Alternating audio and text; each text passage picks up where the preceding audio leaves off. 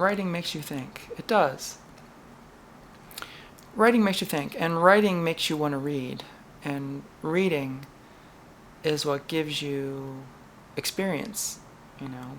Reading is how you get to see the minds of people who are not you, where you get to be taught by people who are long gone, where you enter the lives of other people, other cultures. You learn other perspectives. You see that you're not a universe of one. I really worry about a world where people don't read. I really worry about a world where people don't write. Very recently, and I mean within the past months, there has been this very disturbing trend, well, it's probably the new reality, of people using, clearly, chatbots to reply to personal correspondence. And I had this first with people that I was corresponding with for things that were FranLab related, like for merch campaigns and stuff like that. I was sending very specific emails with very specific things that I wanted addressed about products or merch that I wanted to do.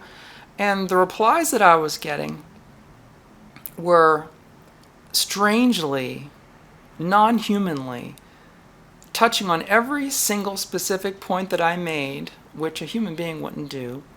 And every single point that I made was addressed so eloquently, with such precision, with perfect diction, perfect grammar, flowing from word to word, idea to idea, and in such an order as to be constructed into this almost like a perfectly well-worn bar of soap. So that it's so obvious that this reply is being written by a chatbot and sent to me perfectly presented like a Jell-O mold. It's like, well,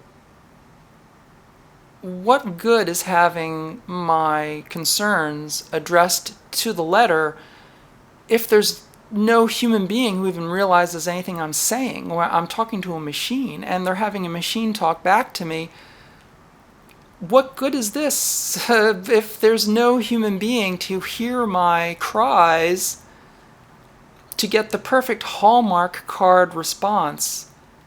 What good is that? It's an insult to be talked to be given a Hallmark card by a computer, rather knowing that a human being that you contacted gave you such short shrift that they're not even going to reply to you. They're sending you to their chatbot, who's going to talk perfect smoke up your butt to appease you, and there's no humans in the loop. There's no one to listen. You're screaming into the literal void.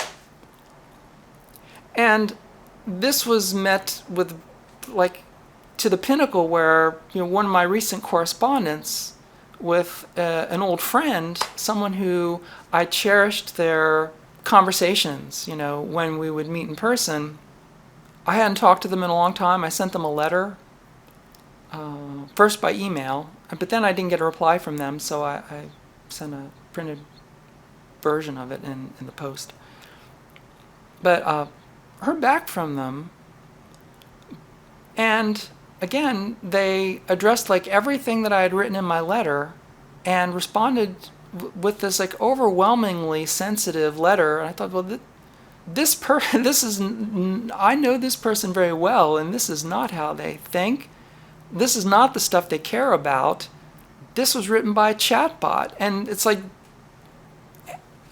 I had read, I put it in the news a few weeks ago that there was an article where universities were being criticized for using chatbots to do, you know, classwork. That professors were employing bots to do the work of assistant professors who would normally grade tests, read essays, give notes to students, and they were using bots to compress time and to be more, and they said specifically to be more human, to be more sensitive, to be more humanistic with the students, because the professors were too cold and couldn't be caring enough, that the chatbots would be so nurturing. And this letter that I got from this old friend, it was like a letter you would get from a great aunt who's just doting on you. It's like so I thought,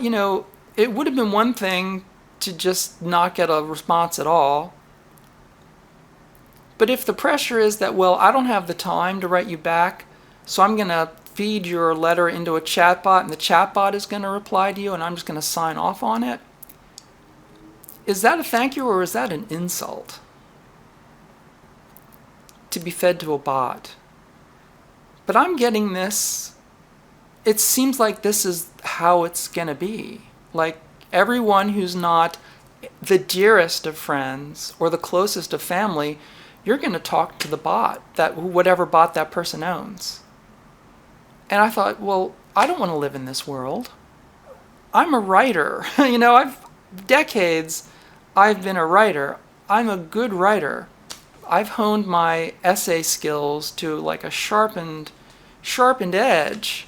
What good is it having these writing skills if I write to people and it's like, oh, this person's a really good writer, this person writes a really good letter, I can't write like that, so Siri, here's the letter, reply to this, send a reply please, and sign my name to it. Thank you, Siri. Alexa, answer my fan mail. That's not the world that I was supposed to be living in. Why do people think that this is the best of all possible worlds when we're going to talk to machines? I don't want to talk to machines. I got to deal with the local pharmacies, and all of the independent pharmacies went out of business during the pandemic, and now it's just, and all of the Uber pharmacies combined into two, and now one of them went out of business.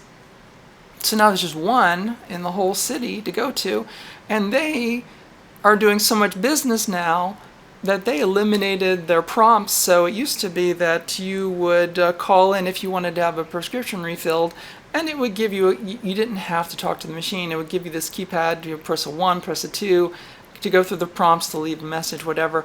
Now, they don't allow you to use the keypad. It says, talk to me about what you want.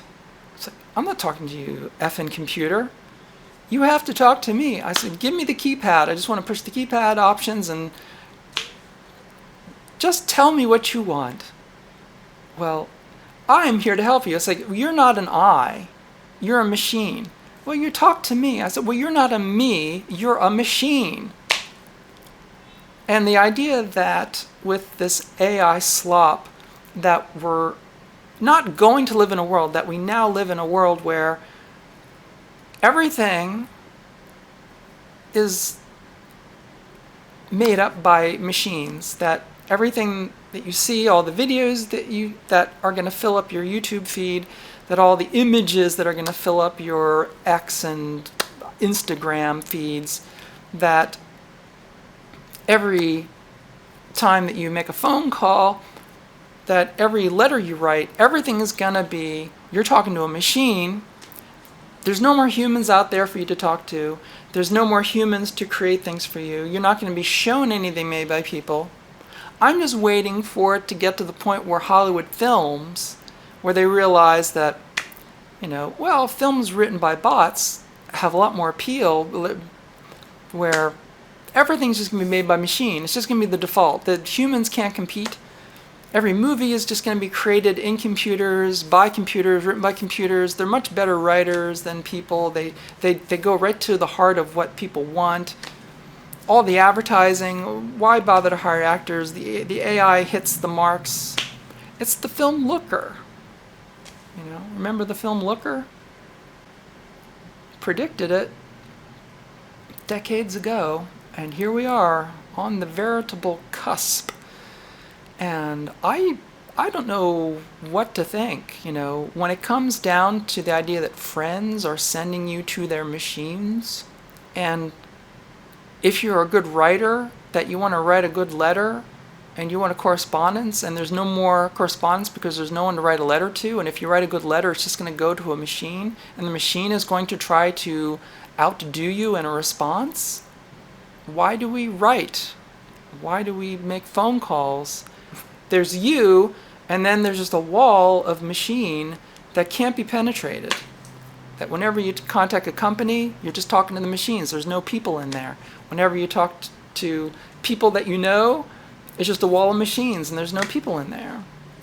Man, I don't know what to make of this one. I honestly, even in my very pessimistic brain, I didn't see this one coming. And I certainly didn't see it coming so damn fast. Where you can't believe anything. But here we are.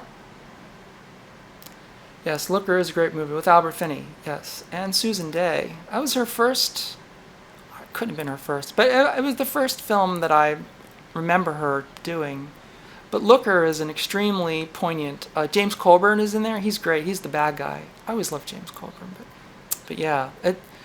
If you've never seen Looker, watch it in your favorite streaming service. Find it. Watch the film Looker. I have it on Laserdisc. It's a Criterion.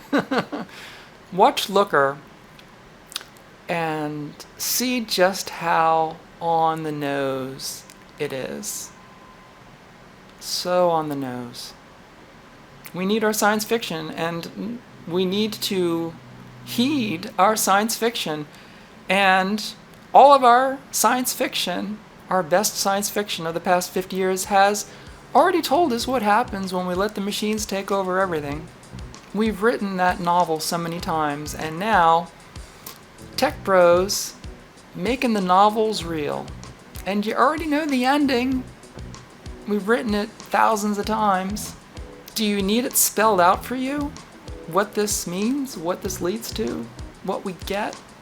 And people who are telling me that I'm stupid and ignorant for thinking that AI isn't the savior of the human race. It's a shame that you're a bot.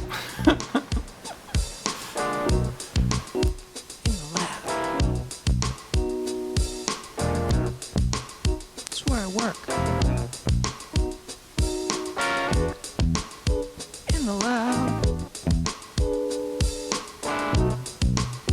Go berserk.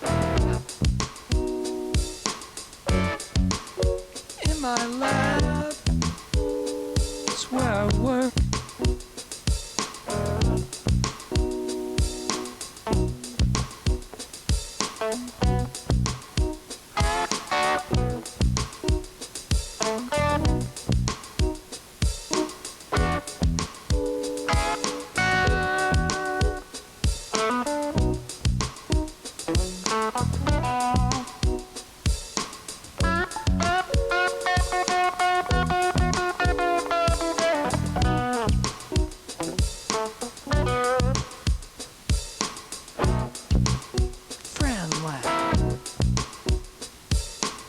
That's what you're watching.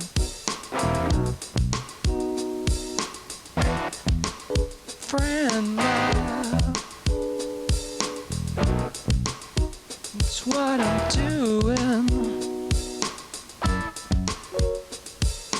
Working at the bench again.